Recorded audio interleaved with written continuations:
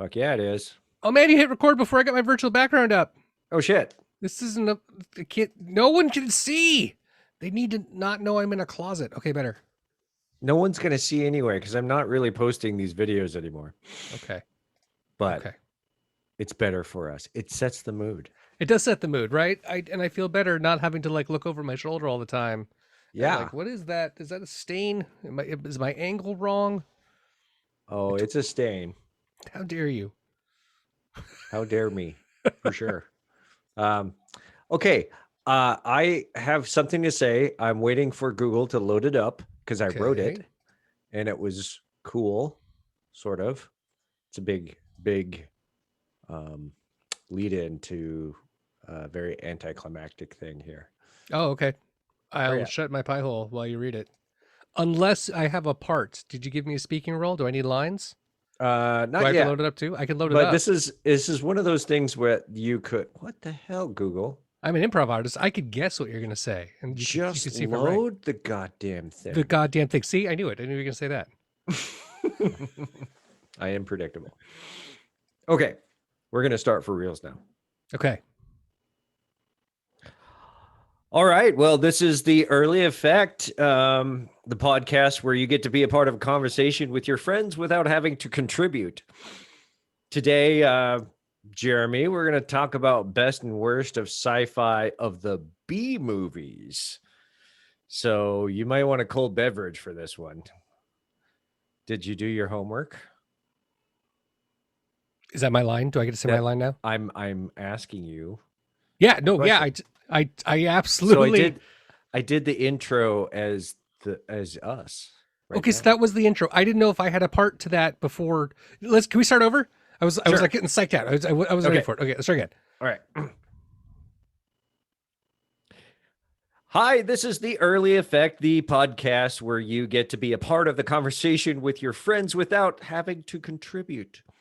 Today, we are talking about Attack of the B movies, best and worst of sci-fi. So you might want to get a cold beverage for this one. I've got one. It's Bellingham Cider Company Cucumber Lime. Whoa, that sounds pretty nice. All I grabbed was a Soleil. Whoa. It's like a LaCroix, but it's double the flavor. So it's, 1/8 the flavor of normal things. Sure. But if I need to get a fancy drink, I might make that happen. I think I got a pub beer hiding in the fridge. It's up to you because of the subject matter. It may drive you to drink. I don't know. It's a thing. Okay. So B movies. Yeah. So I have an interesting approach to them. I immediately got overwhelmed. Yeah. Like it was weirdest thing. It's like, we're doing B sci-fi movies. And I'm like, do I know B sci-fi movies? I'm a huge sci-fi fan. I'm a fan of all the things that are sci-fi and magic and fantasy, but I also recognize that I am not a cult fan. I am a general fan. I'm a fandom guy. I used to term myself a geek rather than a nerd in a lot of things because it means I know a lot about different fandoms. Mm-hmm. Like I could dive into Star Wars pretty heavily, but I don't know the Star Wars books. I'm not a nerd about Star Wars, so I don't really have all of the history and all the back lore. I have everything that gets me through society. Right. So like all of the con information that gets me through society, as long as I'm not encountering nerds, I can float the entire con. I can go everywhere from Batman to Babylon 5. Like I've got a span. And when you said B sci-fi movies, I was like, oh shit, is he talking cult films versus crappy B sci-fi films? So I had to assume that I knew what I was talking about and also recognize, again from last week, there's some shit that I've never heard of and seen before. And you have an eclectic collection of bad sci-fi films. I do. So the question is, do you have some movies that you want to talk about? Oh yeah, absolutely. Okay. Great. Okay, so let me establish some rules here. Now that you have done all the work. So you're right. This is kind of a difficult thing to nail down. And when we get to horror, oh my God, we're gonna have to. We're really you're gonna have to set me up a couple of weeks in advance to catch up a little bit. Well, make sure I'm on the right page. We also really need to define some rules about what exactly we want to talk about. So And here's what I mean. So with sci-fi, oftentimes zombie movies fall into the category of sci-fi. Okay, sure, because it's So fiction. Resident Evil is technically a government experiment or a corporate experiment thing. So that could be sci-fi. Same with Return of the Living Dead.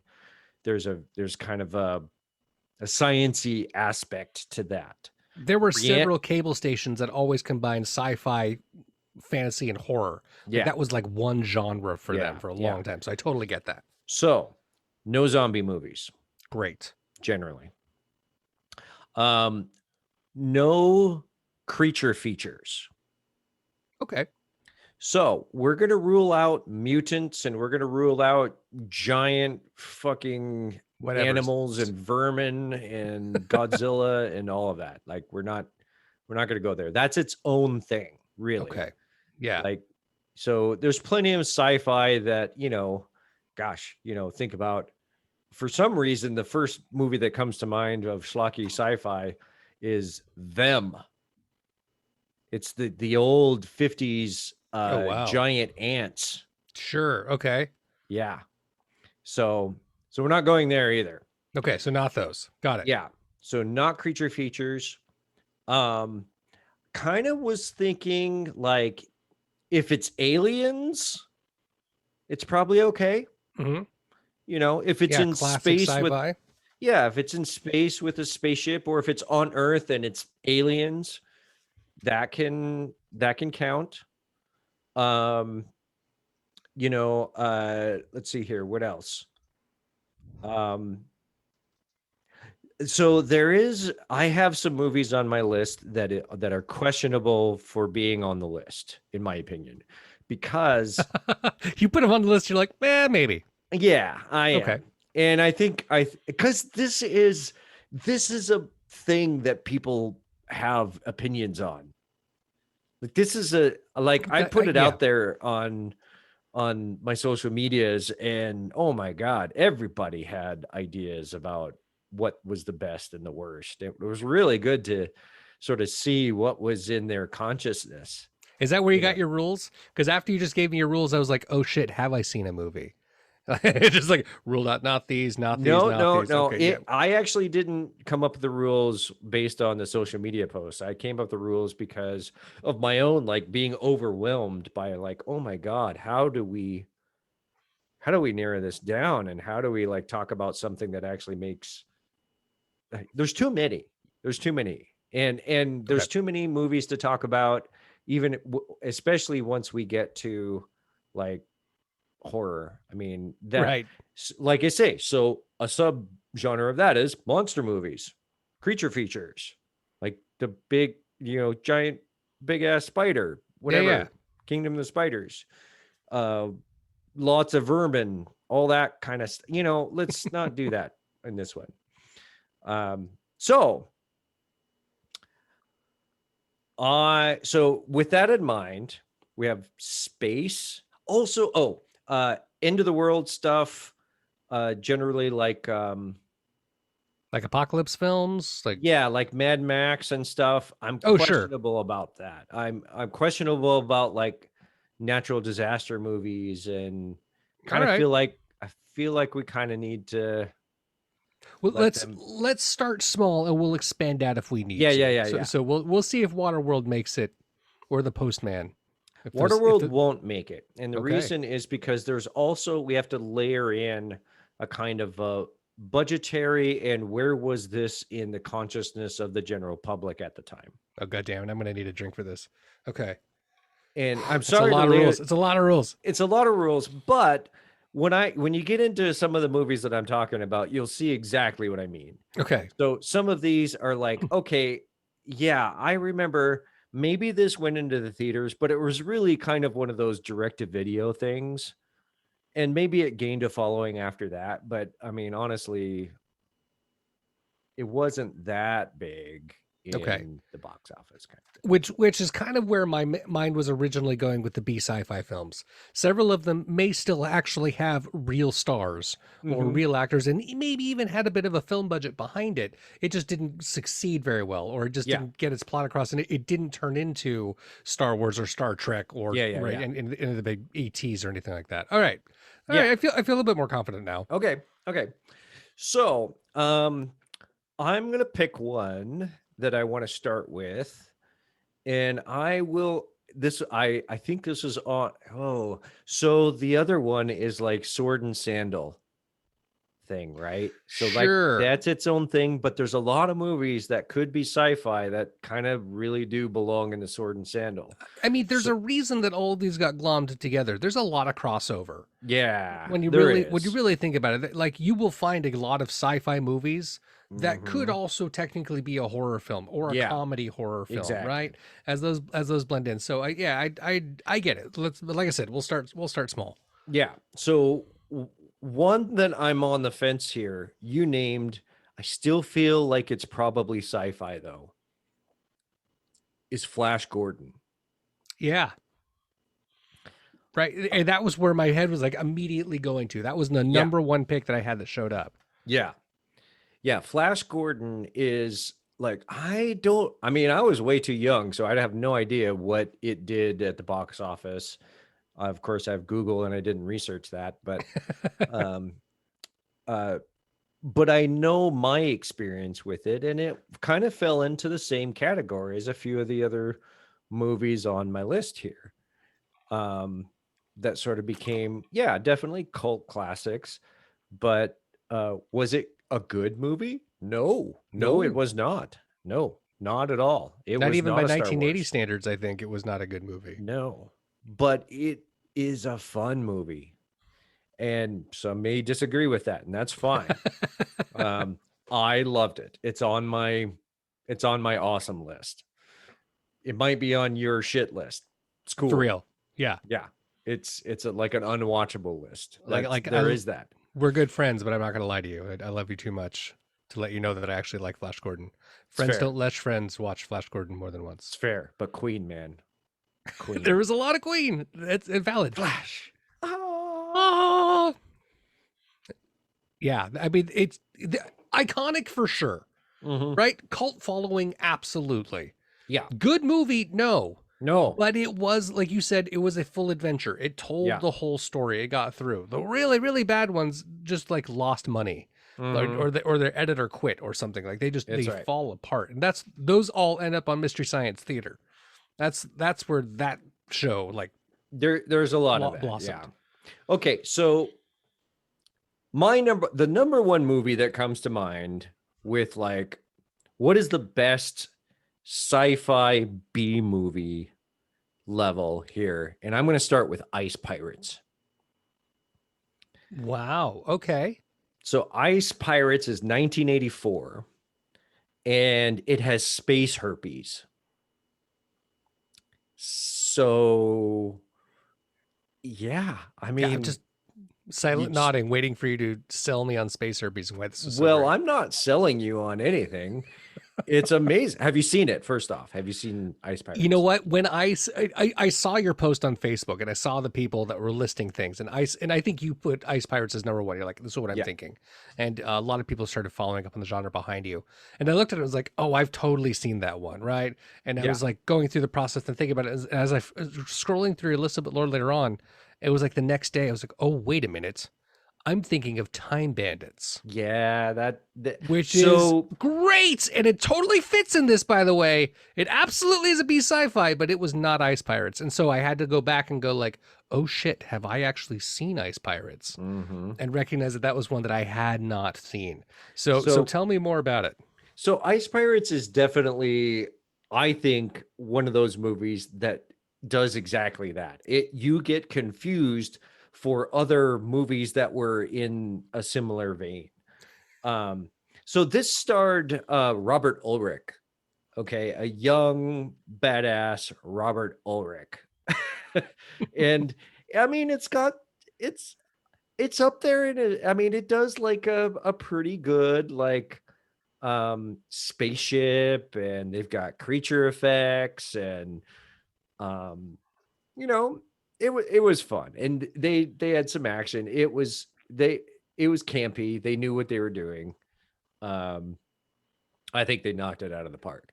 But there are movies on this list. You said Robert Ulbricht, but you completely failed to mention Angelica Houston.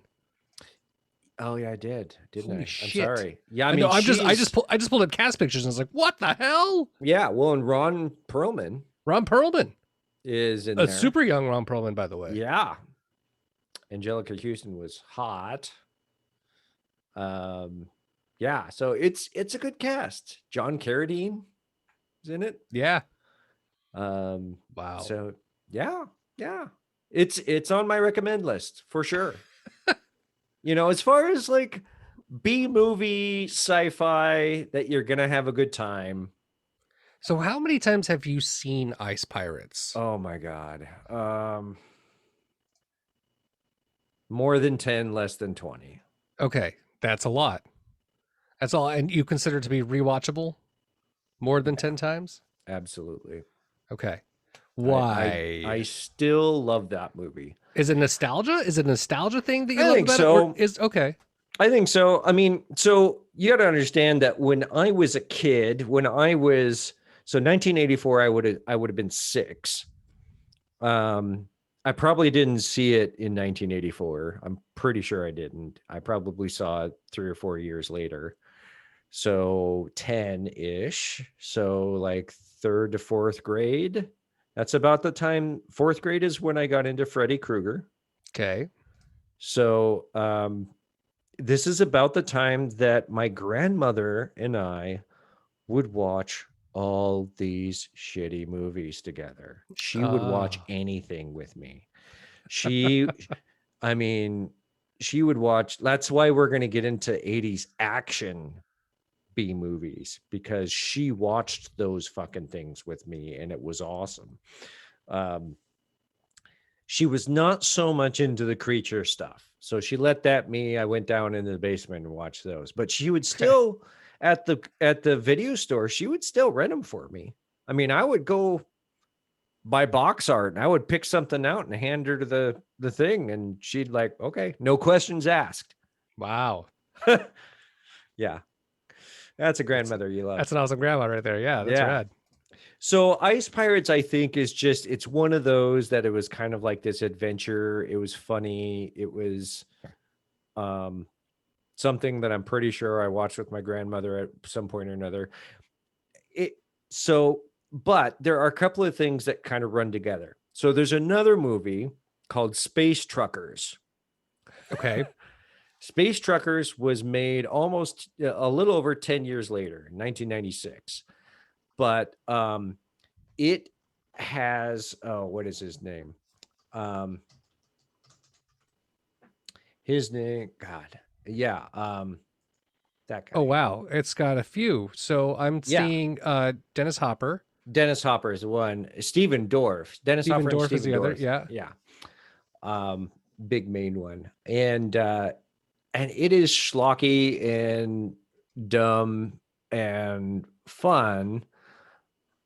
It's definitely not as good as Ice Pirates, but it's one of those movies that sort of lodged itself in my brain as like confusing some of those scenes together, you know? Yeah. There's Space Raiders in 1983. That was another kind of one. And then the other one is like The Last Starfighter, right? So right. Yeah. The Last Starfighter, I'm not real sure belongs on the list, because it falls into that sort of Disney category of like, okay, maybe we're not going to spend a huge budget on this, but like Last Starfighter and the Explorers, like kids going into space and saving the universe and all that stuff. And I don't think they were big box office deals, but I don't know. Flight of the Navigator took off. Yeah, that one was too. Gigantic. Yeah. E.T. was gigantic. Yeah. Those Spielberg. I think Last Starfighter had a pretty solid theatrical run. Yeah. That doesn't mean it's not B sci-fi, but it really did have a like it really kind of depends on, again, how we're breaking it down. Are we breaking it down by production and film quality? Were they not shooting on Panasonics, therefore it's BCom? You know, like they could be that kind of thing. Well, that's a good This point. was a high quality film, and it was, It was. well budgeted, and it was well produced. So I love it. It is not mainstream sci-fi. It's second level sci-fi. So I consider second level sci-fi to be high quality but different level. Enemy Mine, Last Yes. Starfighter. Okay, good point. Good point. This is sort of like the A- category for me. Yeah. I don't think I'm going to go quite B, because Enemy Mine also made my list of, oh my God, it's such a good film. I just love that. This is one I've seen a lot. Mm-hmm. Dennis Quaid and Louis Gossett Jr. And I mean, Right, and that cast alone tells you this isn't B list. no, right? Like you have A-list right. actors in their 1985 Enemy Mine, and that one made it's. I think your wife actually, Katie, she mentioned on my Facebook, like, you know, sci-fi movies that made you think about the situation, you know, Right. and stuff like. Yeah, I did Just the sort of, actual education process there. yeah, she sort of put it in the category of District 9, and I agree with that. I think that's a very interesting parallel. So yeah, I don't know. I struggle with the idea of Enemy Mine being on a B movie list. I don't know that it is. And I think that was the point I was trying to make. I would not put Yeah. it on a B movie list because I think it was just a not popcorn sci-fi film. And there's a Right. lot of those, right? Every year those come out. Like there's some really amazing sci-fi films that maybe it's not this Independence Day blockbuster explosion, but they're still really solid sci-fi. So The Arrival, right? That's another one that was like, Right. that's A-list The actor, Charlie Sheen, A-list, yeah. Yeah. Yeah. Yeah, exactly. I mean, in my doing my research, The Arrival came up quite a bit, and I continually dismissed it, and then I had to like ask myself, why am I dismissing this? And I think it's just exactly what you were talking about. Yeah. How about you? What came up on your list? So I mentioned Flash Gordon, right? Yeah. But Last Starfighter was one that I was thinking about. I also came to Starman, and Starman this is one of those films that I point to because it was one of the first sci-fi films I saw as a kid with my parents that wasn't Star Wars. Like I saw Return of the Jedi in the theater, and I knew Star Wars before that, and I knew Empire Strikes Back before that. So like I was very, very, very small when I first got into Star Wars, and I thought that's what all sci-fi was. Didn't realize it was this genre-changing inspiration. So whenever I heard Star in any film whatsoever, I was like, I'm going to watch that. I'm going to be totally part of that.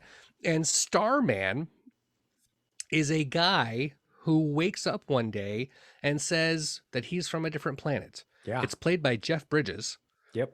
And was a really amazing, and at the time as a child, super boring film. Mm-hmm. Super boring. There was no lasers. There was no lightsabers. Nope. There was no alien attacks. But I remembered the car driving scene the most, and it became a part of like my family's dialect. Yeah. Right. Green means go, red means stop, yellow goes very, very fast. Yep. He's learning to drive. But like I still have his mannerisms. I still remember when he would smile, go ha. And like that would be how he's like trying to imitate laugh. And so like so many times I would see Jeff Bridges in other films afterwards and see him do his reactions, even in Tron. Yeah. As he Flynn does that sort Tron. of chin lift, head cock. Just thing. And just something like, oh, that just seems like he's trying to human and not doing it well. Ha. Right. And then they did Starman in Galaxy Quest. Like that was the exact thing that they were that the alien creatures were doing. So like I was able to pick it out right away. But like when I call it and every time I say Starman, people go, what now?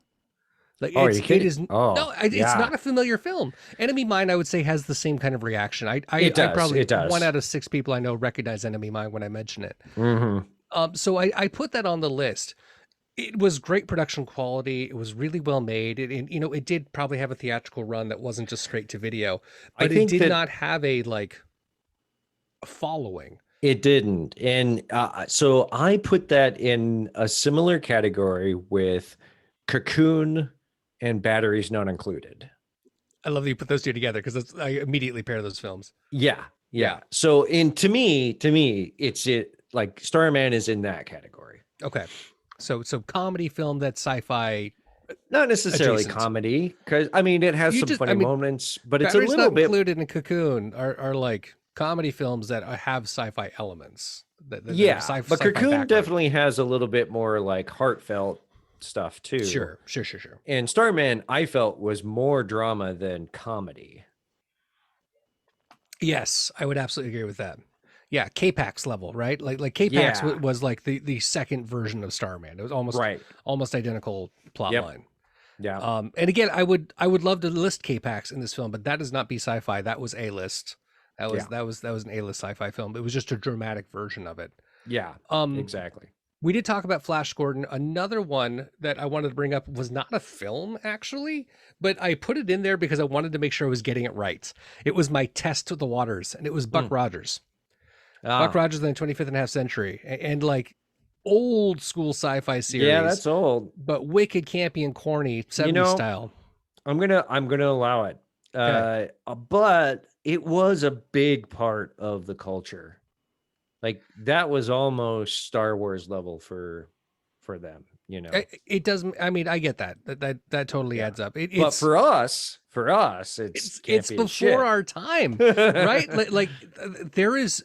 I recognize that there is an entire new generation of people now. Like there is a whole culture of film that we were introduced to because that was what our parents were into. That like isn't happening. Like I've not introduced my kids to Buck Rogers. I'm not going to. No, they have their own thing. Yeah, and I have my own thing. I have the things that I do want them to show. Eventually, I will show the kids The Matrix. They're going to call it boring and slow, which blows my mind because of how intense and changing it was. But that's going to be like our thing. You just lost your head. How did you do that? Your head is gone. Oh my God. What the hell? Everything else was there. Neck, shoulders, and even the gap. It's a sci-fi. It was special effects. Yeah, so okay, what was the last one I wanted to talk about? It was Kevin Sorbo. Kevin Sorbo. I mean, you could just call all sorts of things from Kevin Sorbo. There was a he didn't do a lot of sci-fi though. He did mostly fantasy. His was fantasy and like sword and sorcery adjacent. Yeah. Right? Not quite Conan, but like an updated version. Yeah, I mean those are the ones that jump out the most. They're one of the ones I was going to bring up before the monster rules, and I was just going to make a fun conversation around it. Was the film that succeeded and like revitalized the concept of B horror films. Whereas originally when I would think of B horror films, I would just consider them films that didn't make it, films that couldn't get the budget that they wanted, and they just made it anyway. They made it with what they had. And then Sharknado came around. Right. And there's this whole genre of like, oh, we can just make shit films. Yeah. Like, let's just do that. There's an appetite for those. And so there's an entire pile of movies that got slapped on afterwards, which I think we actually talked about a little bit last week. Yeah. Sorry to inform you that there's a pile of shit movies that came well before that. Oh yeah. By the same company. Yeah. And then I can't remember the name, which is earth-shattering to me, that was in charge of these shitty low-budget like knockoff films. Yeah. Before Asylum, it was they did Masters of the Universe. They did God, I can't think of them. You look them up and like they did all these really shitty low budget movies of the time, and it was really like, here's this, make it work, I don't care, it's going to make money, blah blah blah, and we don't care about safety, we don't care about any of that. It just make the movie and get it done in 12 days or whatever. Right. But while you look that up, I'm looking at it right now. Yep. Just searching. While you look that up, we are going to go pay some bills. So we'll be right back after these not important messages. So stick around. Okay. So I have some. Are you still looking that up? I just found it. Yeah, didn't find the production company. 13% on Rotten Tomatoes, by the way. Yeah. But this is Dolph Lundgren as He-Man. Yeah. Yeah. Again, I struggled with putting that on there. I mean, it kind of belongs and it kind of doesn't. I don't know. It's a little bit more. I don't know. Let me get into some of the ones on my list of Okay. that are terrible, that are so bad they're boring, and please stop this now. Okay. Okay. RoboCop 3 and 4. Oh, wow. Okay. But not RoboCop 1 and 2? No. No. Okay. They were too successful and too kind of big into their thing, you know. But so RoboCop 1 and 2, or excuse me, 3 and 4. And then they did some things after that as well, which was really, really, it just goes downhill. It's not a good thing. But Robot Jocks, you familiar with this? No. 2002. It is making mechs boring. Making mechs boring? Yeah, it's mech fighting. That sounds Robot rad. Jocks. It sounds like it should be great, and it is not at all good in any way. I can't get there. It's 1989, Okay. not 2002. I don't know why I said that. Is there a 2002 remake? Well, there was Real Steel. No, that that's not what I'm 2002? talking about. That was a bitchin' movie, by the way. It was. That was good. That I like does that one not a lot. qualify as a B movie. Because Rollerball has remakes. It's true. So Couple of them. Rollerball, the first one was in 1975, and that's the one I remember. Yeah. Oh, and that's the one that is actually, the remake was in 2002, not Robot Jocks. Robot Jocks was 1989. And because the roller and the robot and the R's, and I get confused. I got it. Yeah, no, they crap on crap, start with a different letter. Yeah. Highlander 2, I mentioned in previous episode. That's there. And then this one, I think I had just blocked out of my memory. Just memory. Like, don't ever. I had forgotten it. A friend of mine recently texted me and said, "Hey, we just saw this movie and we made me think of you. Have you seen Samurai Cop?" I'm like, "Oh my God, yes, I have." And oh my God. It's a sci-fi film, Samurai Cop. Samurai Cop. And it is awful. So it's in that age where to sell shitty low budget movies, you had to show boobs and or gore. Okay. And or like fight sequences with no safety. Okay. Yeah. Yeah. And this hits all three. Gratuitously. But you would think that would work, but it kind of does and it kind of doesn't.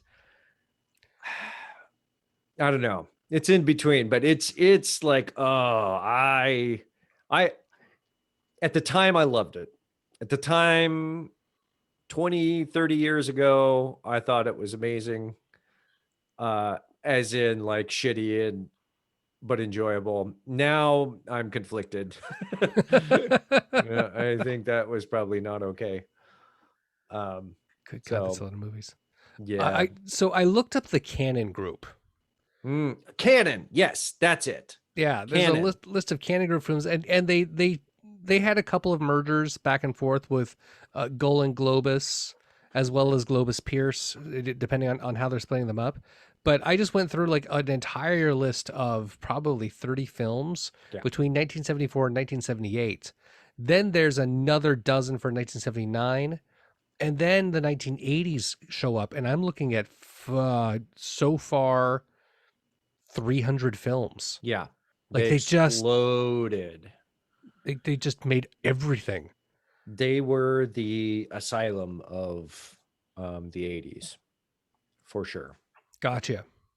Yeah, it's so funny. I like just scanning real fast. Yeah, so name them off. I was looking some crazy names like The Kitchen Toto and Tough Guys Don't Dance. But as I'm just doing a quick scan, my eyes are immediately going to films that I'm looking at that says The Frog Prince and Puss in Boots.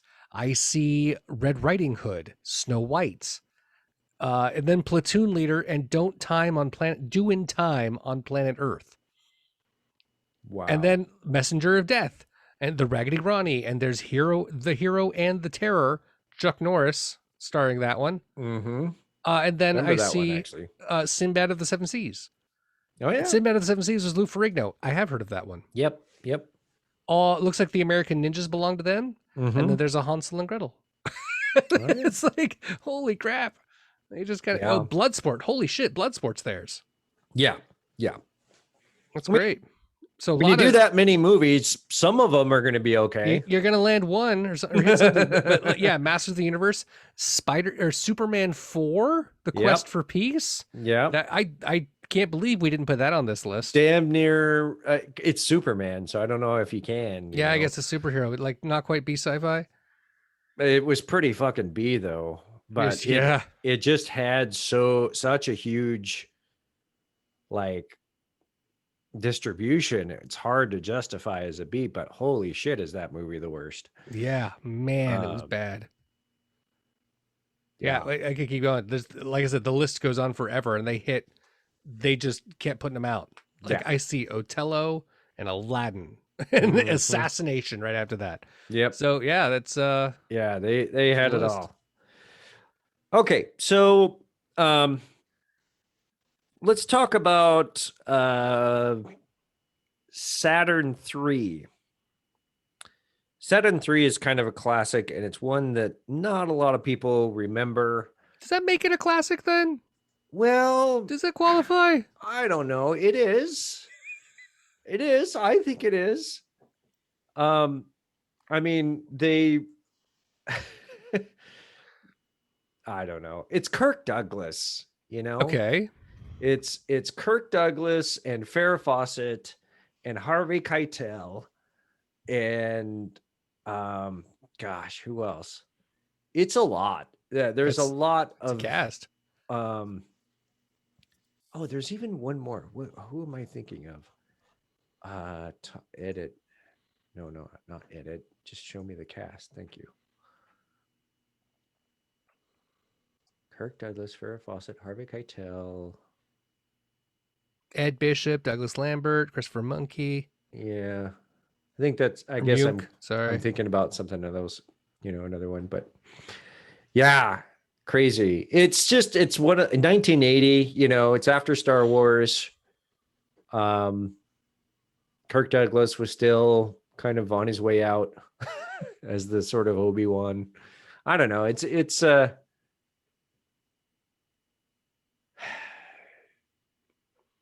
And Kirk Douglas was old in 1980. I forget how old that dude really was. Yeah.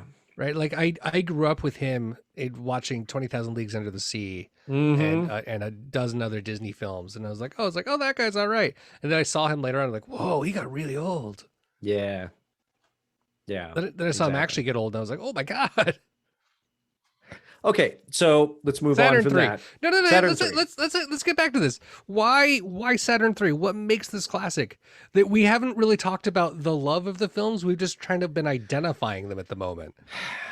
Yeah, I know. To be honest, I don't really remember Saturn 3 too much. But you know what? It's 1983, but it's like, you bring it up. I remember seeing it as a kid. I probably haven't seen it since I was 11. Sure. But it was one that stuck with me because of Kirk Douglas and and the robot. I mean, the robot's kind of interesting uh, in the thing. I don't know. Maybe it's not as great as I remember it, But but you remember it. And I I think do. that's the point that I wanted to bring up. I do not remember all or most of Starman. And most of the films we're going to talk about that we may or may not have seen, we're going to remember a thing or two about it. Now, Mhm. I got really intrigued when you talked about watching these movies with your grandma, because like now the nostalgia has like a backstory to it. Like you have Yeah. a reason to be nostalgic about them, which is really cool. But what I would love to hear is the things that you remember about the films that you like. So you mentioned Ice Pirates earlier. What's your Mhm. favorite memory from Ice The Pirates? discovery of the space herpy. Okay. Like that's a scene that like you can look that up on YouTube. Like it is a poignant, memorable, lodged in your brain. What? Did you um, get it as a kid, like what a space herpes not was? at all. Okay, Not at cool. all. Not no way. So, um, One of my earliest memories of seeing something out of context and that just being how it was mhm. for the longest time was being 6 years old Hmm. at my neighbor's house, who was my babysitters taking care of us, and I couldn't sleep because it was too hot. And Yeah. I wasn't six. I'm sorry. I was four. This was before I even moved to Colorado. This was in Whoa. Hawaii. Very, very small. And so I remember like orange shag carpet going out to this brown, burnt, like rope like couch. And I looked over their shoulder because I was going to ask them a question, and they were watching a TV show. Hmm. And what happened was it was a city, I guessed New York, and the camera was sitting on a manhole cover in the street, and the manhole cover flew out of the ground, and a alligator came up, and it was the biggest alligator I've ever seen. It was half the size of a car, and it bit at somebody and grabbed them and pulled them slowly down into the sewer. It was huge. It like left a big hole. It was Mhm. bigger than the manhole cover when it came out. And I flipped my shit. I was like, "Oh, what is this? I can't watch this. It's scary." And they turned around like, "Why are you up and whatnot?" The movie is called Gator. Mhm. I believe it is a horror film from not much before that. It's probably late 70s. Yeah. Never went back to watch it again. But I like have this like clean, clear memory of this faded yellow fuzzy screen, right? That was the 1980s turn dial TV, Mhm. seeing Gator on there, Oh yeah. and just like recognize that like images get seared into my brain, like They out do. of context. So I have a scene from Silver Bullet that is very similar. I'm not going to get into that in this episode, but okay. Silver Bullet's a werewolf movie if you're not caught up on that, but we'll get to that. But yeah, it's another one of those where I walked out because I was not sleeping or whatever and caught my parents and my uncle watching a horror movie, and it was horrifying. So what about Saturn 3? You mentioned the robot, which I've taken a couple of pics of. Look at, and like he had his own poster. The Yeah. robot was so a big part of the deal. Like he had the actual film poster. The whole thing is just the robot. Yeah. Um, I'm going to move on from Saturn 3 because, like I say, I don't really remember a whole lot of it. I just Okay. remember it being sort of like a lodged thing. But what I do want to move on to is kind of a series of different films. Because one thing that we're not going to talk about is necessarily sequels, because a lot of times, come on, sequels Sequels end up typically, being on the shit list, yeah, and it just is. There's too many of them. you just don't get the budget behind it, right? And Yeah. it turns into its own crap. Yeah. So, but we do have a few movies that just sort of lodge there and it kind of works. So, um, and the ones that I'm thinking of right now are, let's see here, where is it? So, Trancers, I mentioned that in the last one. It Yeah. was 1984, and then Trancers 2, and there's a few sequels to that. I think there might be a Trancers 3, I don't remember. But Trancers is one of those Charlie Band movies. It's in the future. It's maybe I forget. Maybe it's a different planet. The main character's named Jack Death. He's amazing. But what's his job? Yeah. What does he do? And it's kind of in the vein of, oh God. I mean, it's not Blade Runner, but they're kind of trying to be Blade Runner a little bit. Okay. And it's just a terrible movie, and it's so fun. It's I don't know. That's one of those where Terror Vision also comes to mind, 1986. Where, oh God, I mean, I'm realizing I have very little memory of that movie. I was like, everything just went really quiet. What happened? Yeah. He's staring at me. Because I know I've seen it like twice. But yeah, okay, we'll skip that one. It's one you should check out. TerraVision.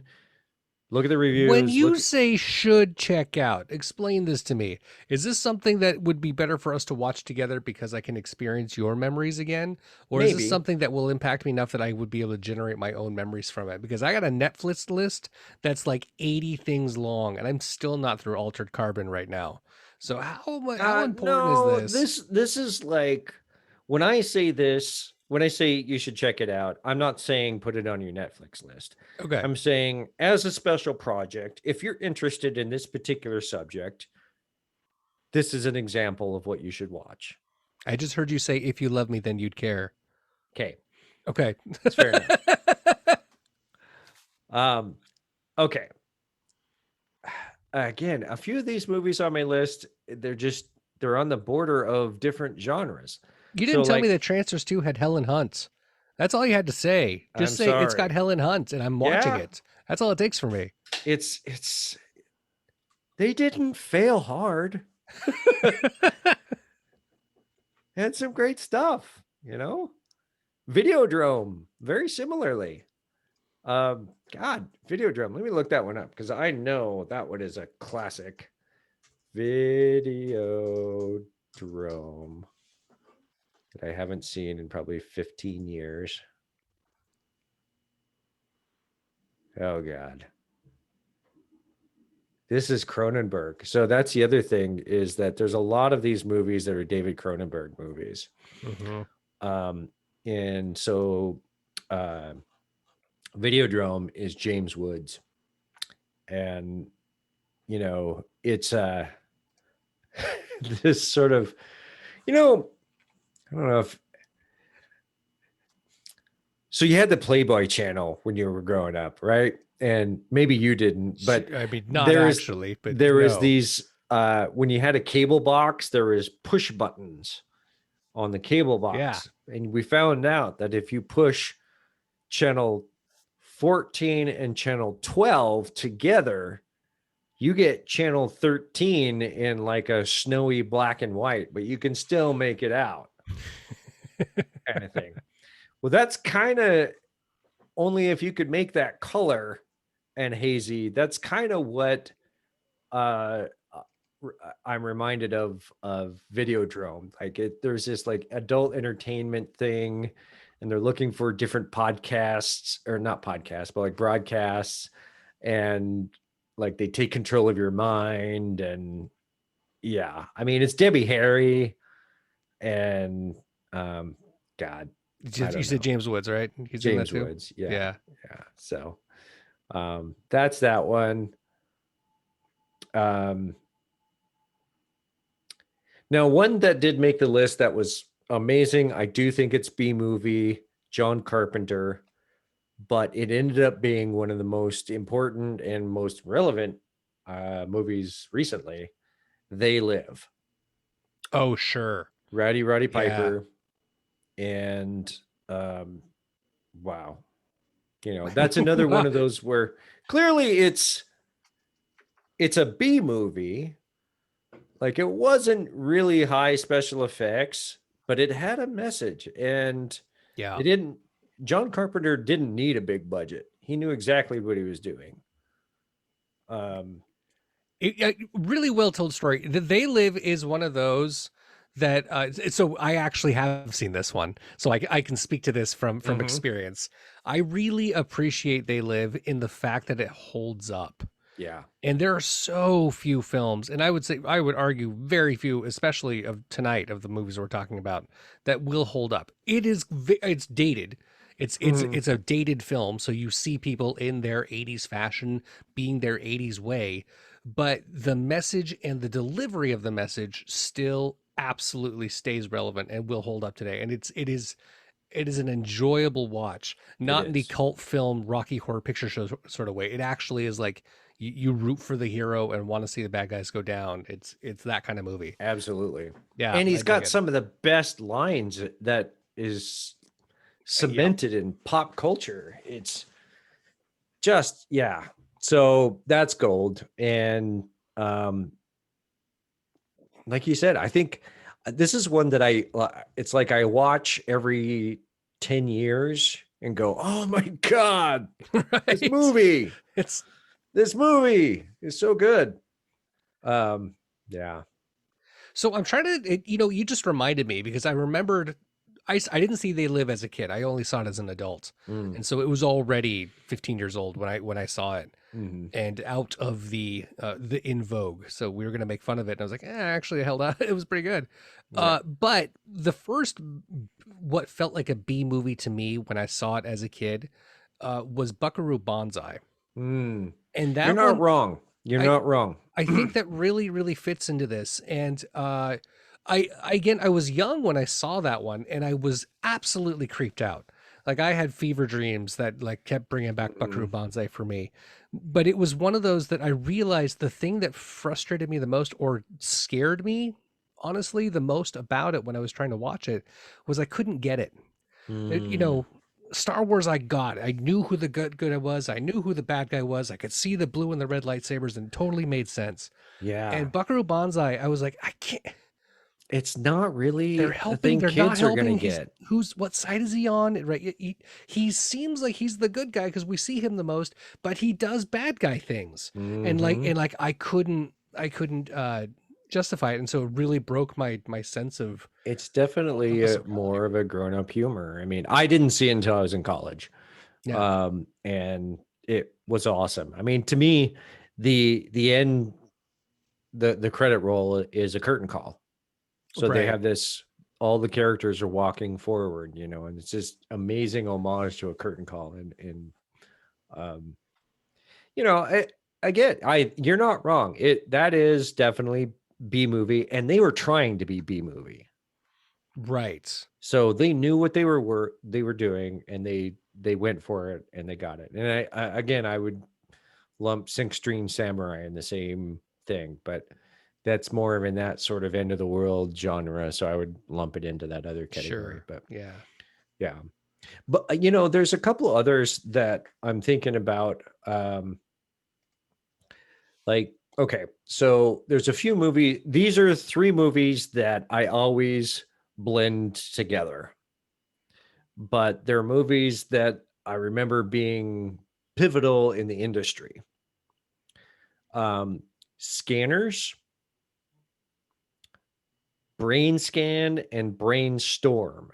Now, Scanners is the one that is pivotal, but the Right. other two, Brainstorm, it comes, I believe, after 2 years later. I think Scanners is 1981. Yeah, and then Brainstorm is 1983. And then there's Brainscan in 1994, which is Wow. from there, like Brainscan and Circuitry Man also starts to blend in. And Circuitry Man is 1990. And that, I mean, now we're getting into like Lawnmower Man shit. And Right. Yeah, I was going to mention that one, but that one had way too high of a budget and way too yeah, big of a yeah, Lawnmower because of Man. what it did with technology, right? They were able to Yeah, really that's right. play That's that. right. Lawnmower Man really deserves to be on the list, but it can't be because it was too big. It was like the Matrix. Yeah. But holy shit, what does that a terror? It does not. You That don't does talk not about hold movies up. that do not hold up. That is a Oh movie yeah. that does not hold up. Good Lord. But there was a sequel, It sure was. Lawnmower Man 2, Beyond Yeah. Cyberspace, 1996. And that deserves to be on the list. And guess what? It's on the list of shit movies that I hate that are too boring to watch. Yeah. That's that's got to be a short list because there's a lot of shit movies that you really love to watch. It's longer than you might think. So honestly, most of Asylum movies, I just can't. Sure, I mean, you got life's too Alien short. versus Hunter in 2007. There is Transmorphers. I mentioned that earlier. Yeah. There's just a bunch of those where they're just trying and it's a paycheck and it just doesn't work out. And it's not until they got into the shark stuff that they really started to hit like a rhythm, Yeah, and I part of that I feel like is because they were making content. They weren't Mhm. just cloning content, right? It's the clones. Yeah. You're like, I don't need to see a knockoff. I can see Yeah. the real goddamn thing, and it was fine. And I'm not They interested got in into their knockoffs. creature features. Then they started to make stuff that was actually enjoyable to watch. Yeah, They were still shit, but I still had a lot of fun. because So no one anything, else is making that, right? yeah, Again, shit or not, you're like, I'm not going to see this anywhere else. yeah. And it was again, I mean, honestly, they got um Debbie, like the 1980s pop singer. Oh yeah, Yeah, she's in some or one or whatever. They got Steve Urkel, the guy who played Steve Urkel. yeah. He's Jamal in one. White. Yeah. Um anyway, yeah, a lot of theirs I just there again, I mean, there is a bar for me. And that bar is, am I bored? Like, are we Right. not getting to the good stuff? Is there It's a not solid bar. and it's a pacing thing. And all you got to do is hit the beat.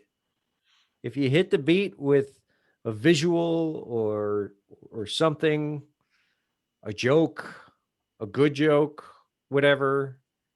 Can I use this as a segue? Yeah. Because I've been dying to find a time to talk about the things that I love the most as the homage to the B films that Mm, do it so much better than any of them magically did with John Carpenter or scientifically did with whatever films that they were trying to pull out. okay. Turbo Kid and Mm, Kung Fury. yeah. Yeah, that's a good point. So they were very, very clear in what they were doing, right? We know what you come from, we know what you're looking for, and they did all the research on these Mhm. on these crazy films that we're going over, all the Asylum shit, all the Canon Group films. You know what's interesting about those types of films, or those two films in particular, is that once upon a time you would have called them uh, spoofs Yeah, or parody films, but they aren't. They're not spoofs. They're homage. I like the word you chose, homage. yeah.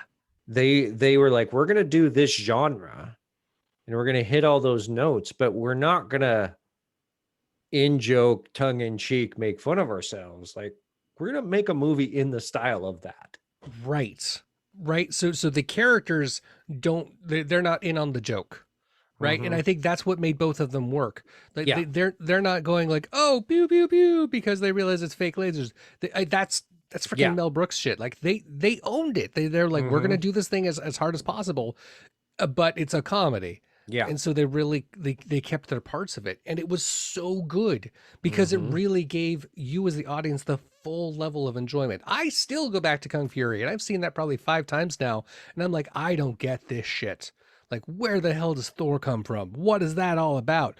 But I don't care because that old dude was ripped as fuck and knows it and owns it. And he's like, yo, check these out. It's like Yeah. it's so good because you're owning the fact that you are a sword and sorcery in a completely wrong genre, but it all plays together. Like it's We need to such a good have joke. Matt Vancel on the show when we talk about sword and sorcery, Oh man, and we need to have him on the conversation about Kung Fury, because that in particular, Matt and I did a lot of research for a film that we still haven't done yet, and that we're still kind of wanting to do. Maybe Ben also wants to do this, and he's got some great stuff too.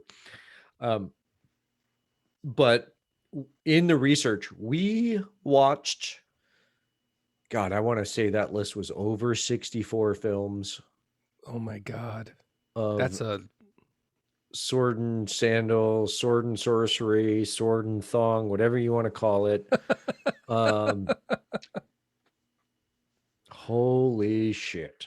There's a lot of them. That's why I split that in its own category, because there are at least 64 of them before we get into even the more main stuff like Spartacus. Right. Yeah. But anyway, that's a time for another tale. But the lasers and the space things and the lizards and whatever, like, turns out there's precedent for that.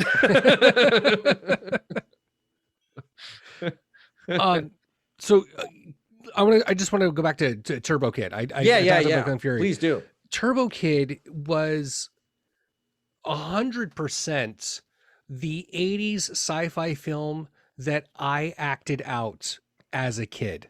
That's what that film was to me. It was so much the like, oh, this was me playing make-believe. This was me running around with my stick guns and my made-up cars and my robot best friends.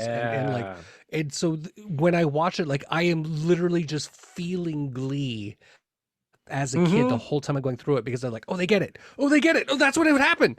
And like the exploding heads of the gunshots. Oh my God. Just like maybe it's a little over the top gore, but like, no, but that's what it was in my head. Yes. Like, it was.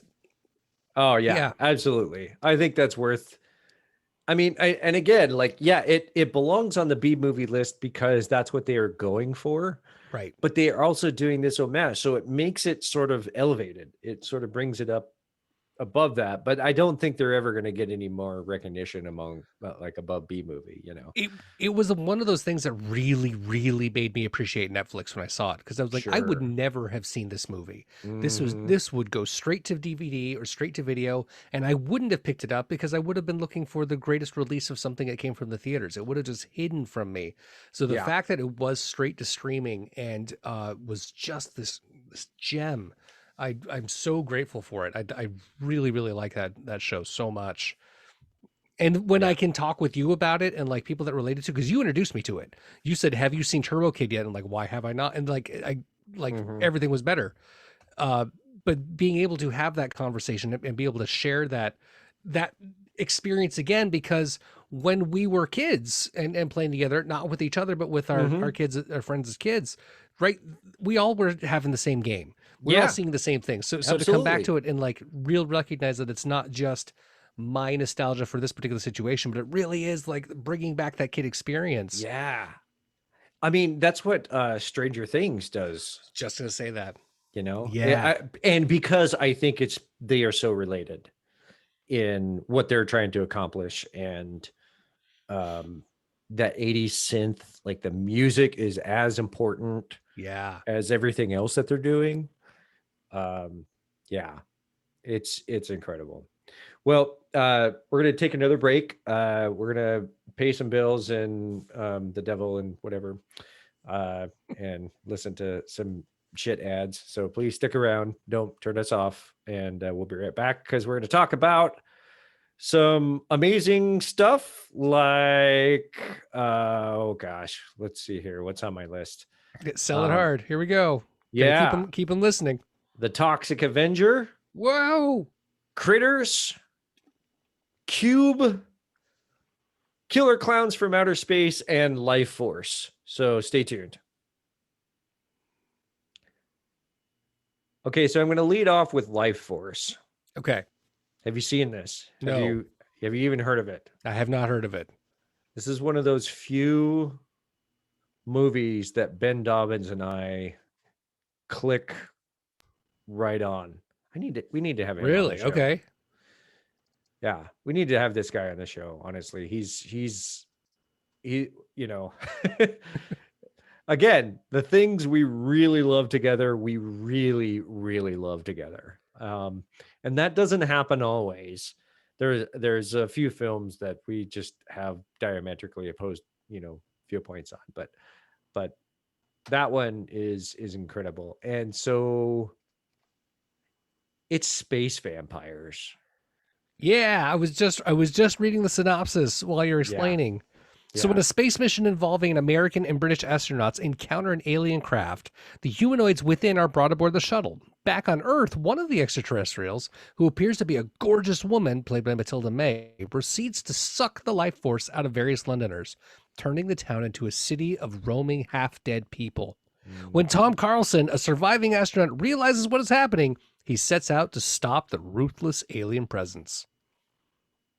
Space vampires. Space vampires. Life Force is a good title. I get that now. It is. And they do it well. They hide it well. They hide this is space vampires very well. Because if they do that, no one's gonna fucking watch this movie. So does the synopsis just like ruin the whole thing? Was it like a reveal situation? No, Okay. not at all. I mean, yeah, I guess maybe, but honestly, like when you go and watch this film, I think it's better to go in knowing that it's space vampires. And how do you do a movie about space vampires pretty well? Well, this is a great example of that.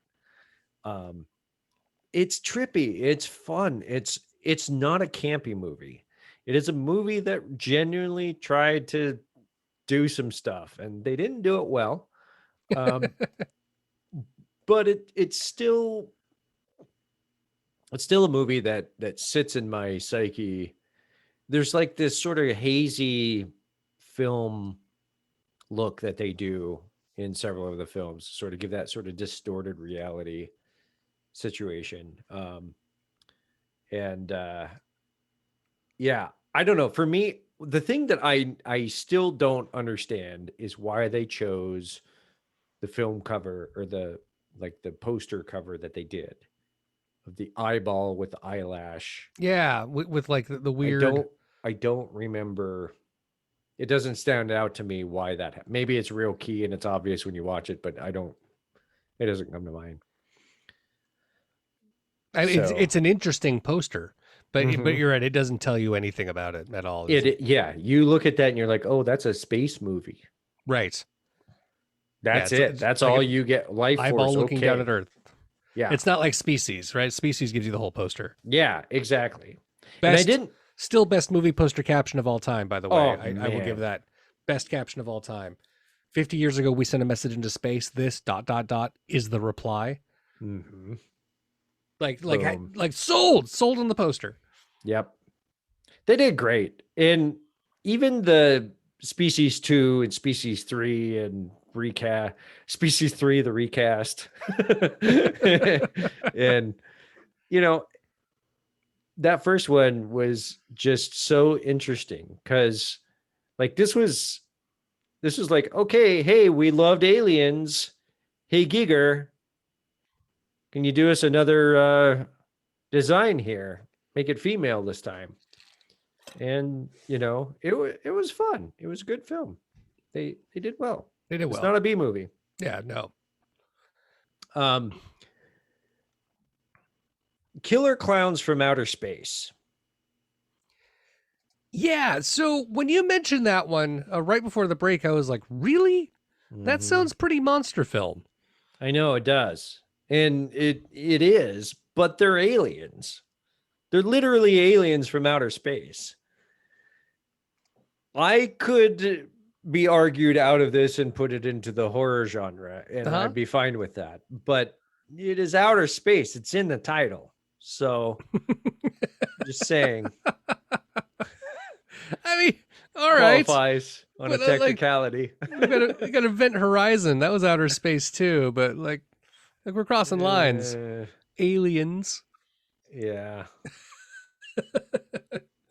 I have a story about, well, I don't have a story. I have an opinion about Event Horizon, and it is entirely colored by the previous film that I had watched.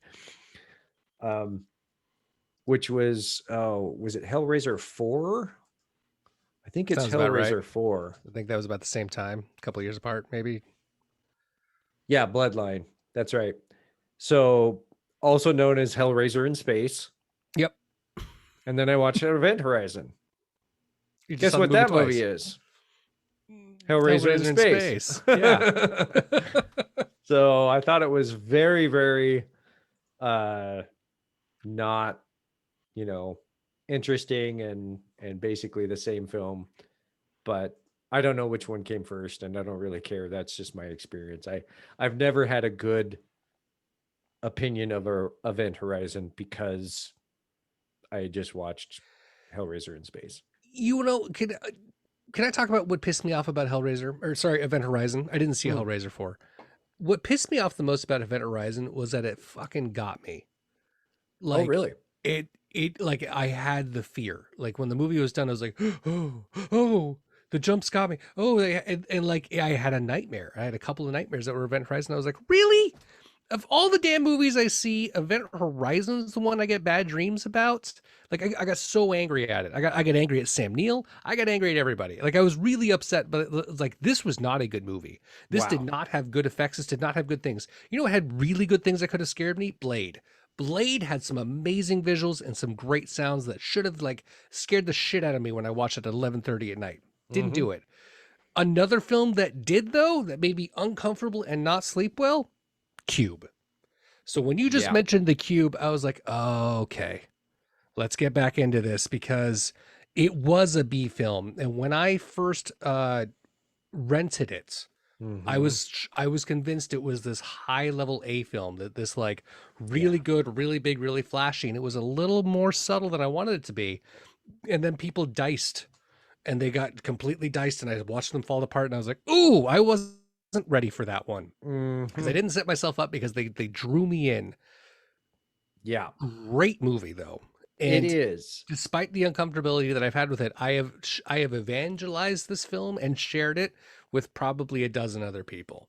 It is a film that should be on your must see of films, that is a representation of its genre, of what it's doing. They do it well. It is a B movie, but it is a great B movie because it is so effective. It is so effective. And it was, if I recall, this was before the whole torture porn film genre kind of took off, right? This is pre-Saw. And they did it really well. They really, really, like, you had a couple of moments you're like, oh, that was scary and horrible. I get the levels of this, but they didn't keep that going. They didn't try to outdo themselves. They're like, no, you got the scary parts. You know what the threat is. Yeah. I mean, so it's, Cube is 1997. Yeah. There's a lot going on in this time. If you got to remember, Lawnmower Man 2 was 1992, or Lawnmower Man was 1992. Lawnmower Man 2 was 1996. RoboCop sequels were 1993, 94. There's some question. Mid-90s was some great films. Like I mentioned Blade, right? Like that was a 96, I believe. Independence Day, I think, was 95. There were some really solid, like, still love Blade popcorn movies, and and some ones that were that held their own in between. And this was one of them. This one just kind of peaked and peaked out. And I think it got a lot more. I'm not basing this on facts at all, and I'm not going to bother Googling it, but I think it, from my experience, it got a lot more viewership by rentals. Right, the DVD rentals and the streaming afterwards than it did. You toss it out on the social medias, and it is a movie that stays with people. Yeah, like they remember that one, and that's pretty cool. You know what movie that they also remember in a different way? What's that? Barb Wire. Holy shit! Pamela Anderson, action star, Barb Wire. Yeah, totally remembered in a very different way. I will absolutely give you that. That movie is on my terrible list. Thank you, Kurt Hubert, for reminding me of that. And goddamn you, goddamn you, Kurt. Yeah, that was a piece of shit, and it's too bad. Well, I don't know. Maybe it's not too bad The comic isn't great either. You know, Sure. there's not a lot of redeeming stuff about that. My favorite, my favorite fact about the entire film was that she literally got the tattoo. Right. Yeah. She actually tattooed her arm with the barbed wire on it for the film, and now she has that tattoo. Yeah. And kept going. And Right? She got a lot more. frankly, I do have a lot of respect for Pamela Anderson. I mean, as a person, as someone who's tried everything to make it work. As a professional, she's a hell of a hustler, and she's Mhm. made a pretty good career and name for herself. Success could be, relative depending on what you're looking for success. But I am aware of who she is, so she Yeah. has fame. Exactly. For sure. Okay, so let's move on to a movie that many people are going to argue with me on this. This is on my "this movie sucks" list. Okay. It was made in 2013. Oh, all right. Europa Report. Europa Report. I can't even picture a poster on that. Oh my God. What is Europa? Like, I know the production company. I immediately see the ferry for Europa, but Europa Report? Yeah. So look it up. Google it real quick. All right. Now, a lot of people, when I put this out there, they're like, "Oh, that wasn't that bad." It was one of the few movies that I've got so angry because of just, I don't know. You don't know? You got to know. I'm searching for the word. So it's like the movie that it's trying to set itself up to be. And then they just ignore their own science. Oh, that's a bummer. Like their logic is just fucking ridiculous. It's have you seen the YouTube series The Pitch Meetings? No. It's on Screen Rant. Okay, no.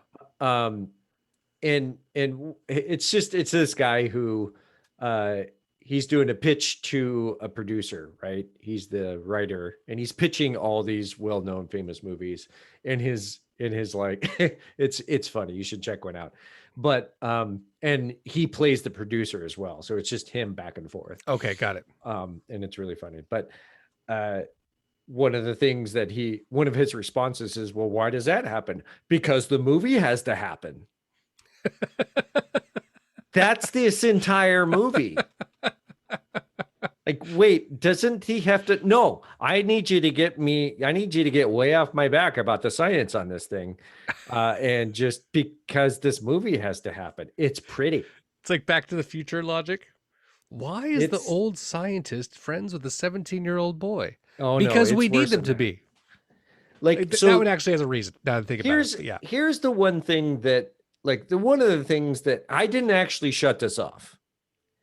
I didn't actually. I watched it to the end, and I turned it off angry. Okay. And it is. They established they have drones. They're on the moon of Europa. They could send a drone to go and drill the ice and check the things and get the readings and. Sure, that's why you're there. Yeah, but they don't. No, they don't do that. They have to send a human. Oh dear. Yeah, it's got to happen because there's got to be drama, and there's got to be stakes. This headline, despite the fact that we clearly established that we have drones that function here, they doing their job. I will point out that I really love the jeans level commercial of this title of this article regarding Europa Report. Mm-hmm. So Wrangler, right? Real comfortable jeans. That's with the period after this one. This one has a comma in between the same words. Europa Report is real, flawed, beautiful sci-fi. Yeah. So I think that they're not damning enough in that title, but it is pretty. Okay. Yeah, I will give it that. It is pretty. Man, I have been pissed off at more than a couple of pretty movies. I'm like, you had a great cinematographer, and your editor was shit, just Yeah. butchering the stories. What is that other movie that's kind of like that? Was it Solar Sun? Was it Sun? Was about It was like it's a space movie where they have this, they're going to the sun and they're studying it, and they have this I don't know. Let me see if I can find it. Sunshine. Sunshine is the movie Okay. I'm talking about. 2007, Danny Boyle. It's got Cillian Murphy, and he's the best part of the film, Okay. as he usually is. As he usually is. Chris Evans is in the film, by the way. Nice. And they're trying to, they have to reignite the sun is the idea. Okay. And it's Yeah, beautiful. I think I saw a trailer for that. Yeah. And it's a very pretty, this probably belongs in the B movie, but they pull it off. And their science isn't aggravating. It's not perfect, but it's not Europa Report. And I feel like these are in the same category. It's a 77% on Rotten Tomatoes. Yeah. Like, it's a well-loved They film. did all right with that. So unlike I don't know, Apollo 18. Did you see that shit? No, didn't see that shit. I haven't seen most of this shit. This is impressive. Jesus Christ. Apollo 18, 2011. So they've got some CGI that they can work with. And it's space spiders on the moon. All right. What that is. It's about disappointing. The missing mission of Apollo 18, and it's a found footage. Buddy, you have given me what, 25, maybe 30 films that we've talked about this whole hour and a half, and I don't want to watch any of these. Like the last time we talked, like I had like a list of things that like the frog people one. Yeah. And a couple others. I was like, I'm gonna come up with this. Like, do you have any that you're like that really you need to see? They're gonna make me feel bad because like all of these are just like wasting my time now. All right, all right.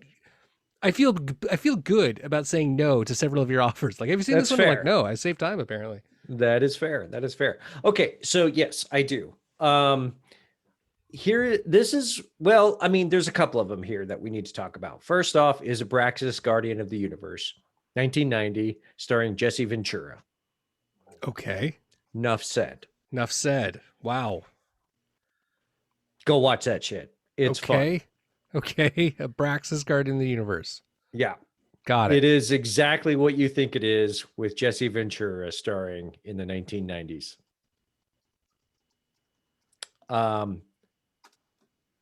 You've got to have seen this. It's a classic. Barbarella. Yeah, I know of it. I don't remember if I saw the whole thing. It's because good. I was getting it confused with Barb Wire when Barb Wire first came out. And I was like, sure. I saw this one. Oh no, I didn't. No. Yeah. Yeah. It's definitely. Does it hold up? No. Can you appreciate Star Trek, the original series? Sure. And you can appreciate Barbarella, in my opinion. I'm going to get strung up for that. But I know Barbarella for its following, for sure. Yeah. Way more than I know the film. I know it for the fans. You know, and I got to say, in a way different but similar vein, is Plan 9 from Outer Space and all the Ed Wood shit that he did. Oh my God. He deserves some recognition. I don't like any of his films. Okay. I just can't get through any of them, but they're a thing. And it's, if you're going to watch any of them, that's the one you should watch. Okay. I'm not going to sell that one. The one I am going to sell, but not very well, because I haven't seen it in a long time. Someone brought it up in a conversation and I thought, oh shit, yeah, that was awesome. I don't remember it very well. Is Battle Beyond the Stars in 1980. It's a fun ride. It let me see if I can look some interesting stuff up here on that. Battle Beyond the Stars, 1980.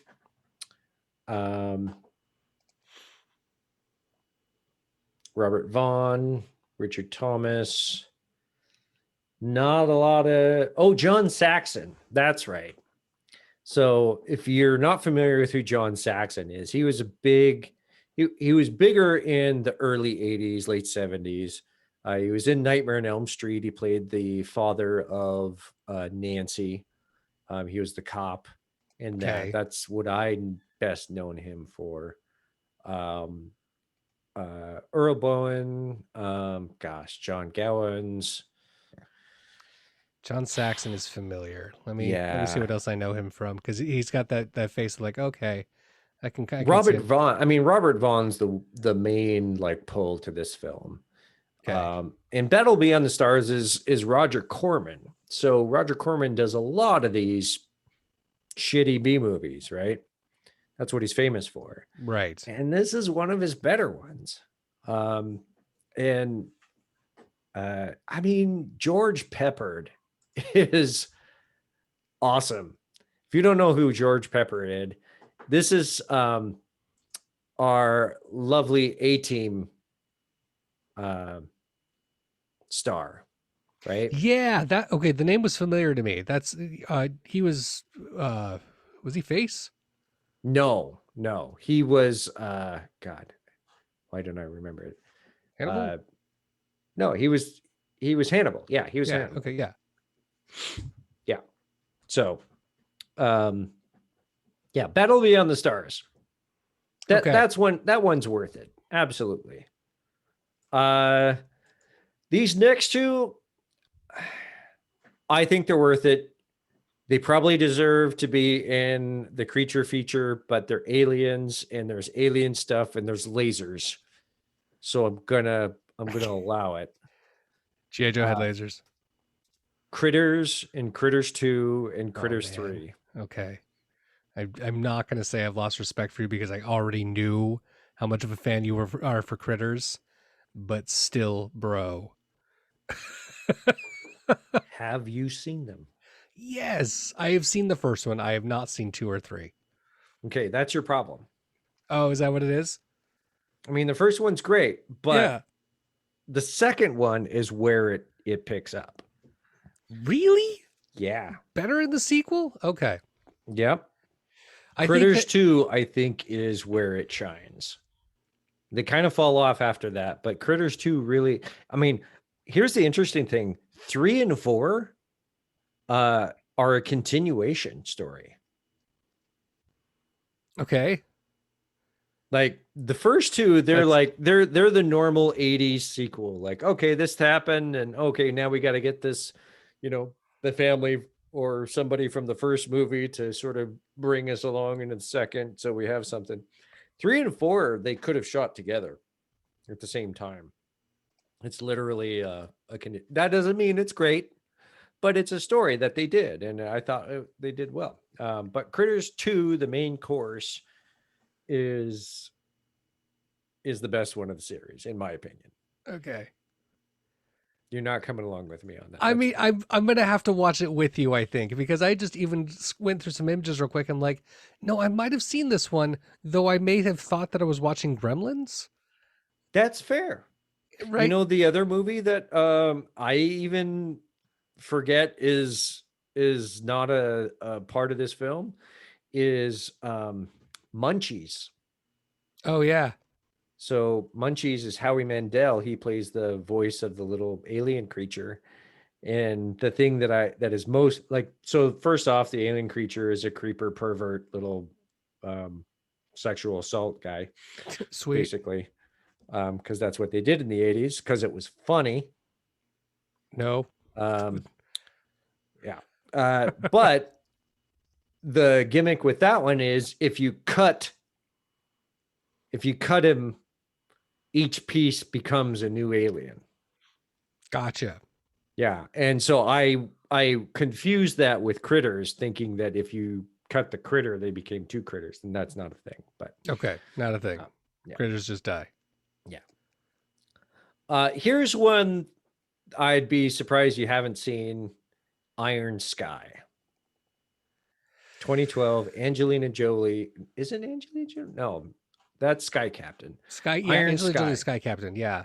Iron Sky is a foreign B movie that was awesome. 2012. It has Wow, that poster's no one intense. you would never. Oh, Udo Kier. Yeah, Kier. Udo Kier. Is that how you spell it? You know, the guy who always plays a vampire and everything. Yeah, yeah. The Yeah, the mad vampire scientist. Yeah. guy. Okay. It So looks like I see Jason Statham on the poster. Is that I right? don't think that's him. Iron Sky: The Coming Race. Maybe that's a different film. They did have a sequel. I haven't seen it yet. The Coming Race. Oh, it's 2019, of course. That's why. Did they get Jason Statham? No, that's Kit Dale. Oh, okay, got it. Yeah. All right. Iron Sky. Iron Sky. You should watch it. It's a fun ride. Okay. It is Nazis on the moon. It's, dinosaurs in Hollow Earth. It's all that, It knows what it's doing. It's awesome. Runaway. Tom Selleck. Oh wow, Tom Selleck's Gene Runaway. Simmons. Okay. Robot Spiders. 1984. Enough said. Go watch that. That's awesome. All right. I'll watch that one. You got one more? Give me one more before we wrap this up. Oh God. You don't have to. You can say I'm done now. No. You can be done now. I got lots. I mean, I could talk about Crossworlds. I could talk about Hardware. We didn't talk about Forbidden Planet because that's 1956. It's a bit before my time, but I think it probably qualifies. You just called Planet 9. I did. I know. I mean, it's sort of it's in there, I suppose. Starship Troopers is 1997. Of course, we talked about that before. Great one, Starship Troopers. And it was a bigger budget, but it was trying to be a B movie, and so I think it counts. Yeah. It knew what it was doing. I mentioned the Toxic Avenger. Oh, here's a good one. And really, okay, so I'm going to talk about the Puppet Masters in 1994, and I'm not talking about the one that is by Charlie Band. I'm talking about the aliens that kind of look like stingrays that slap onto your back. This was Donald Sutherland, starring in 1994, the Puppet Masters, and it was this alien thing. It was kind of like Body Snatchers, where these aliens would fly and they kind of look like these stingrays, and they'd slap onto your back, and they, inject something into your spine and can take control over your body. That sounds awful. And it was kind of again, I think that was definitely one that I watched with my grandmother, that we had a lot of fun with. Probably a rental.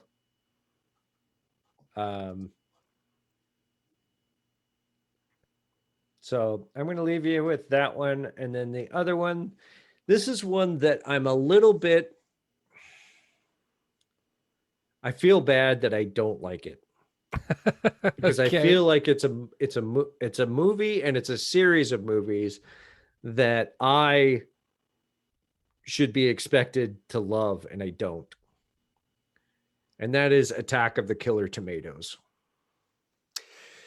Yeah, no, I'm there with you. Attack of the Killer Tomatoes had like a cartoon and a toys when there was trying to be like a revitalization that happened in the 90s.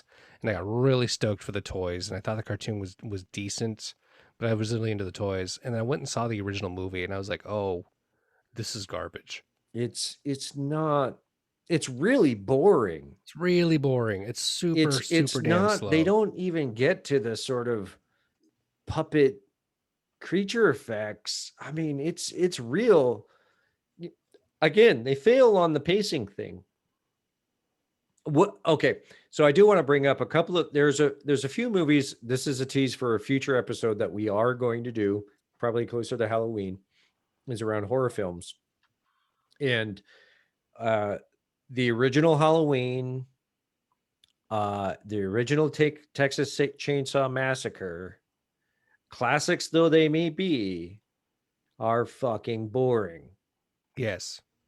Their pacing is Not retainable I don't anymore. know what they were doing. I don't know how that got it's what it was, but there's a lot of nothing happening for a long time.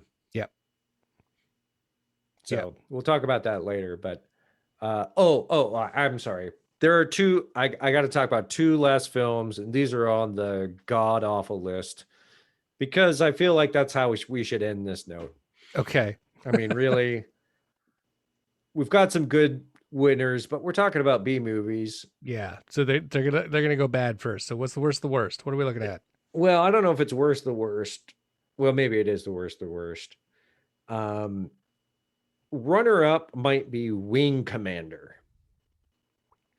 Wing Commander with Freddie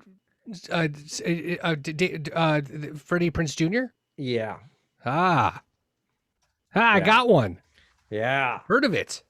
1999 video game adaptation. Fucking awful. Boring as shit. Bombed at the box office for good reason. For good reason. It just was a waste of time. Even with Matthew Goddard. That's Lillard. right. Matthew Lillard. Wrong guy. Matthew Lillard. Yeah. But I think, especially because of where we are in the alphabet, Zardoz, 1974, Sean Connery in a red baby diaper, basically. Wow. And long hair. And oh my God. Sounds like a film that he would try to buy all the copies of just to make sure it wouldn't be out there any longer. Yeah. You would think that, but that's what Bill Cosby did with Leonard Part 6. Holy crap. The pictures are horrifying. It's worse than I described, is it not? It is exactly what he's got. Double bandoliers as suspenders over his It's baby like diaper, his red diaper. It's like, but he's also got thigh-high boots. He's rocking thigh-high boots with a 6-shooter and it's this like is a cross so between bad. a stripper and a toddler. Yeah. Oh my God. Who's real hairy. Super hairy. Oh my God, the mustache. Yeah. Okay. Yeah. Well, So hey, good on you for making it through that. Yeah. Oh man. That one's got a reputation, I definitely would say. Okay, so that's basically, I mean, like we said, there is a ton of movies we could be talking about. I have more that I haven't mentioned. I'm going to leave us with 6 films that I've never seen that people mentioned to me, and I may or may not watch them. There are at least 2 that I definitely do want to watch. Okay, so here's 6. First one, Space Hunter: Adventures in the Forbidden Zone. This is 1983. Okay. Look that up. Now here's one that I'm told is one that will scar you for life or just is a waste of time forever. And that is Space Zombies Bingo. And Space Zombies Bingo. That's the 3 words together that make the title. Space singular. Sorry. Space Zombie Bingo. Oh 1993. And just because it was given to me on a dare, I kind of feel like I need to see it. But yeah. The next one's called The Sand. This is 2015. They literally they make the beach a bloodthirsty monster, but it's the beach. It's not a sand creature. It's No. the beach. Wow. The sand is oh my God. The sand is sentient. Shot in 12 days. Wow. In 2015. And apparently it is the remake of a 1990s film called Blood Beach. Excuse me, not 1990s, 1980s film, Blood Beach, which I have never heard of. So that's rare. I just want to see that. If you look it up, there's like this, like the sand, and like there's goo, and this guy's face is burning off, and I just want to see what they're going to do with that. I don't know. Shot in 12 days. I have respect for that. We did Demon Hunters in 6 days, so, or Demon Hunters 2, I should say. Okay, 3 more to go. These are quick because, again, I haven't seen them. I don't know much about them. Wild Zero, 1999. Wild Zero, okay. Wild Zero. I don't know much about that one. This one is, if you're in Walmart or Shopko or maybe a Target, and they have like this clearance bin at the check stand almost, and there's like a collection of DVDs that are like $1 each, right? Right. And you pick this one out of that and you take it home, and it's called Santa Claus Conquers the Martians. Wow. And I don't think I would grab that at all. 1964, and this is a film that people know about that I did not know about. And then the last one is called Hobgoblins, 1998. Frankly, or 1988. Frankly, I am ashamed that I've never heard of it. It is creature effects and alien hobgoblin puppetry. I don't know. It looks interesting. I'm going to check it out. And for someone who's such a huge fan of critters, it seems like that's right up your alley. It is. I'm very ashamed. I mean, because I've seen Ghoulies and Ghoulies 2, and I've seen Troll and Troll 2. I've seen Dolls and Doll Hunter and Doll Man and fucking Puppet Master and all the 9 sequels of that. And I'm kidding. There's not 9, but Hobgoblins. It's called Hobgoblins. I should have heard of that by now, but I would agree. Yeah, that should have been somehow put into your zone. Yeah. So, all right. I think we need to end this shit right now. We could say that about a lot of the movies we just talked about. Mm-hmm. Hey man, thanks for sharing your love of hate. Like this is good stuff. I mean, I do love, there's a lot of joy here, and there's a lot of not so much, and it's what we're here for. Oh god. Still, I feel like I learned a little bit of something, and we released. It wasn't just you all spitting at me and me just shrugging. Like we were really connecting on some stuff, so that was good. Yeah. I mean, I liked a lot of what we talked about. I mean, there's definitely some things that were off topic, but with Enemy Mine and I don't know, what was the other one? I mean, so key takeaways, I think, for me, Life Force, kind of want to go see that again. Okay. Maybe we should put that on our list. I think we should watch The Puppet Masters with Donald Sutherland. I'm betting it doesn't hold up. I haven't seen it in a while. Worth a shot. I don't think I'd do it on my own, but I'd love to get together and watch that one. I would do that. But what I definitely want to watch with you is Trancers. All right. We should definitely do that one. We're gonna do Trancers together. I'm down for that. I'll make that work. All right, everyone. Well, that's it for this week. I believe next week we are going to talk about board games and the golden age of board games. So tune in for that.